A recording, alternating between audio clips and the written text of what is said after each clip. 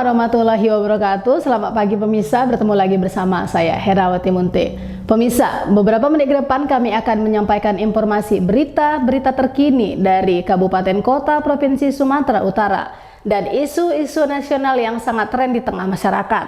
Masih dalam program 7 Inspirasi untuk Anak Negeri.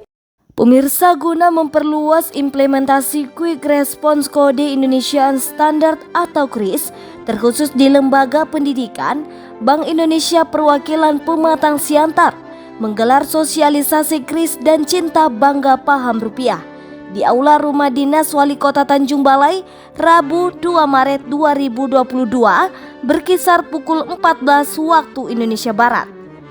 Kegiatan yang diinisiasi Bank Indonesia Perwakilan Pematang Siantar ditujukan sebagai bentuk kepedulian terhadap perkembangan intelektual anak bangsa, terkhusus bagi santriwan-santriwati di Ponpes Diyaul Hadi Tanjung Balai. Hadir pada acara tersebut Kepala Perwakilan Bank Indonesia Pematang Siantar Teuku Munandar, PLT Wali Kota Tanjung Balai Haji Waris Talib, Pimpinan Pondok Pesantren Tanjung Balai Ustadz Muhammad Ence Farirudin, beserta Ustadz dan Ustazah serta perwakilan dari masing-masing pondok pesantren yang ada di Tanjung Balai.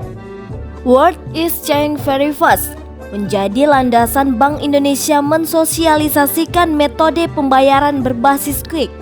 Hanya melalui scanning QR Code, transaksi menjadi cepat, mudah, murah, aman, dan handal. Ini juga yang menjadi sikap Bank Indonesia. Pemahaman penggunaan uang non-tunai kepada para santri sebagai bentuk kecintaan dan kebanggaan pada rupiah simbol kedaulatan negara Indonesia. Selepas sosialisasi, kegiatan disusul dengan acara serah terima program sosial Bank Indonesia kepada pesantren di Diyaul Hadi Tanjung Balai. Dalam sambutannya, Teuku Munandar mengatakan bahwa pesantren adalah wadah pendidikan yang berpotensi besar untuk meningkatkan ekonomi Indonesia dengan mencerdaskan santri lewat sosialisasi. Dengan digelarnya acara tersebut diharapkan dapat melahirkan cendekiawan muslim yang inovatif, berwawasan luas serta mampu bersaing di era digital. Di samping itu, Teuku Munandar juga mengatakan bahwa selain bantuan materi, Bank Indonesia siap membantu santri dalam peningkatan SDM dan kapabilitas agar Tanjung Balai menjadi wadah santri yang representatif. Jadi sesuai tadi yang kami sampaikan bahwa Bank Indonesia itu ada program pemberdayaan ekonomi berbasis pesantren. Jadi kita juga tidak hanya memberikan bantuan dalam bentuk bangunan atau fisik, kita juga berusaha bagaimana pesantren itu ke depannya bisa mandiri, bisa menjadi sumber-sumber perekonomian. Misalnya ada pesantren yang memiliki potensi adanya lahan, SDM yang banyak, kita bisa identifikasi kira-kira usaha apa yang bisa kita bantu di pesantren tersebut. Dengan harapan nantinya setelah kita bantu dengan berbagai program, apakah itu peningkatan kapasitas santrinya, karena kadang ada santri mungkin yang minatnya itu dalam kerajinan atau industri kreatif. Kita bisa mendidik santri, mendatangkan ahlinya untuk mengajarkan santri. Nanti kita berikan bantuan mesin atau alat untuk mendukung produksi kerajinan di pesantren tersebut. Jadi kita akan lihat kira-kira pesantren A ini diidentifikasi potensinya di bidang apa, pesantren B di bidang apa. Nanti kita akan lihat. Dan tentunya selain program-program yang rutin, yang reguler, kita juga nanti kalau ada program-program yang ad hoc atau sifatnya dadakan seperti yang program hari ini adalah sifatnya dadakan karena dalam rangka memperingati Isra Mi'raj ada program bantuan bangunan untuk pesantren. Nah, kita akan coba salurkan lagi di wilayah Tanjung Balai. Karena seperti Pak Wali Kota sampaikan tadi, sebagai kota yang mayoritas penduduknya Muslim, menurut kami agak sangat disayangkan apabila belum ada pesantren yang representatif di Kota Tanjung Balai. Karena kami melihat tadi ada 3 hal setidaknya kenapa pesantren ini perlu dikembangkan di Tanjung Balai. Yang pertama tadi Pak Wali sampaikan, sejarah, budaya, mencatat bahwa Tanjung Balai adalah kota santri, kotanya ulama. Nah, jadi ini suatu hal yang potensial apabila kita kembali menghidupkan kembali nih warisan leluhur dahulu kala di Tanjung Balai menjadi kota santri, kota ulama. Yang kedua dari sisi ekonomi. Jadi data ekonomi menunjukkan kota Tanjung Balai adalah kota industri atau kota jasa. Jadi kita sektor yang bisa mendorong pertumbuhan ekonomi di kota Tanjung Balai adalah jasa. Salah satunya adalah pendidikan, jasa pendidikan. Jadi bayangkan apabila nanti pesantren di sini maju, berkembang, akan datang santri-santri dari luar daerah yang datang ke sini. Bahkan bisa jadi juga dari luar negeri yang datang ke sini. Nah, itu yang paling tidak meningkatkan ekonomi di masyarakat di sini lah. Dengan datangnya santri, orang tuanya menjenguk, kan membawa uang semua, belanja di kota Tanjung Balai, menginap di hotel Tanjung Balai dan lain-lainnya. Inilah salah satu kontributor dalam pertumbuhan ekonomi. Tapi kenapa BI kali ini tertarik untuk ke pesantren? Sebenarnya program pemberdayaan pesantren ini sudah dilangsungkan 5 tahun. Memang sudah jalan 5 tahun lamanya, tapi memang kita melihat daerah ini potensinya di sektor apa. Karena Bank Indonesia juga tidak bisa merangkul semua sektor, karena kita keterbatasan wewenang. Jadi kita akan melakukan pilot project, misalnya di kota Kabupaten A, sektornya adalah klaster untuk tanaman padi. Mungkin di kota B itu adalah sektor pendidikan atau jasa, seperti Tanjung Balai. Jadi Tanjung Balai pun tidak hanya berhenti di pengembangan pesantren. Kami akan terus diskusi dengan Pak Wali, sektor apa lagi yang bisa dikembangkan di sini. Misalnya ada UMKM, ada permasalahan di akses pembiayaan. Kita akan fasilitasi dengan pertemuan dengan perbankan. Jadi berbagai program sepanjang itu muaranya adalah untuk pengembangan ekonomi. Apakah itu ekonomi syariah atau ekonomi konvensional, kita akan support dari bank. Kegiatan tersebut terkesan menarik dan luar biasa, mengingat kota Tanjung Balai yang sudah berjejak selama 401 tahun menyisakan cerita dari para pendahulu hingga disematkan kota Tanjung Balai sebagai rumah bagi para ulama dan santri. Sangat disayangkan jika pesantren-pesantren yang ada di Tanjung Balai tidak representatif. Dengan kontribusi Bank Indonesia diharapkan mampu mengembalikan sebutan kota Tanjung Balai sebagai kota ulama.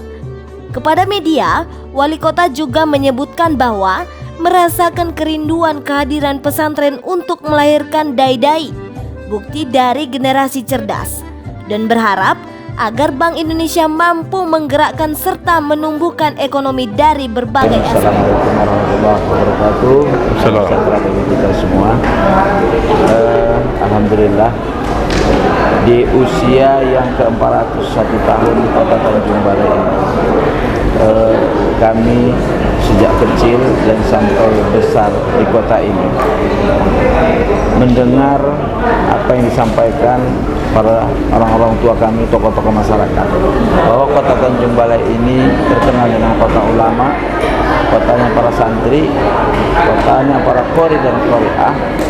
Tetapi saya selaku pelaksana tugas wali kota saat ini itu belum terjawab dan belum terbukti. Karena apa? Karena kita belum mempunyai satu pondok pesantren yang standar pondok pesantren representatif di kota yang kami cintai ini. Maka oleh sebab itu kami merasakan dari kerinduan bumi Tanjung Balai ini, kerinduan masyarakat Tanjung Balai ini mengharapkan ada berdirinya pondok pesantren, dan disitulah akan lahirnya nanti kader-kader para ulama, menciptakan dan mencetak para dai-dai, dan itulah baru terbukti nanti akan banyak generasi dakwah, generasi calon ulama di kota yang kita cintai ini. Dan secara otomatis jika berdiri pondok pesantren di kota Tanjung Balai ini, maka di situ akan mondok para santri-santri kita. Jika mondok para santri-santri kita, mereka akan punya kegiatan dan kurikulum menghafal Al-Quran, mengkaji kitab-kitab kuning, dan akan mempelajari semua sejarah keislaman yang ada di kota Tanjung Balai ini. Luar biasa, dan batin saya sebenarnya menangis, tapi saya tidak akan nyatakan tangisan ini. Saya tidak menduga dan menyangka dengan kita mengharapkan ada pondok pesantren, dan kami masih kebingungan bagaimana mencari dana anggaran untuk membangun pondok pesantren agar berdiri secara kokoh dan cepat bersama Pak Kiai sebagai pimpinan pondok ini. Ternyata Tuhan menghadirkan, Allah Subhanahu wa Ta'ala mendatangkan Tengku Munandar atas nama Bank Indonesia membawa bantuan sebesar 50 juta rupiah. Ini adalah merupakan satu anugerah yang luar biasa, dan ini adalah menjadi rasa syukur atas nama masyarakat Kota Tanjung Balai ini, mengucapkan terima kasih yang sebesar-besarnya kepada Bank Indonesia, kepada Gubernur Bank Indonesia, dan seluruh jajaran yang telah membantu kami. Dan kami berharap bantuan ini tidak berhenti sampai di sini, dan mungkin akan ada bantuan yang lainnya.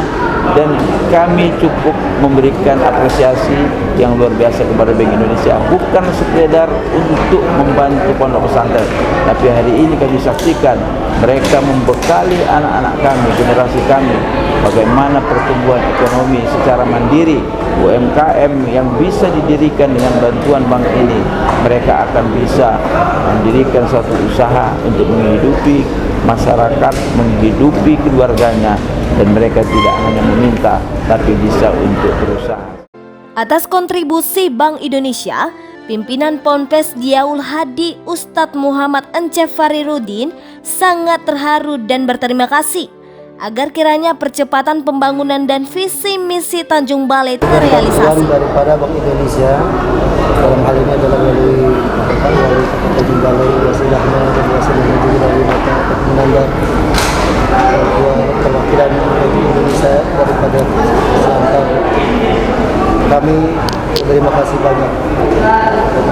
Kita bersyukur kepada Allah Subhanahu wa Ta'ala, dan selama ini kami sedikit demi sedikit membangun. Maka dengan ada bantuan ini, insya Allah mudah-mudahan cepat terbangunnya, cepat terlaksana, minimal walaupun untuk 40 santri, sehingga proses belajar mengajar akan segera kita laksanakan walaupun dengan tempat yang sederhana.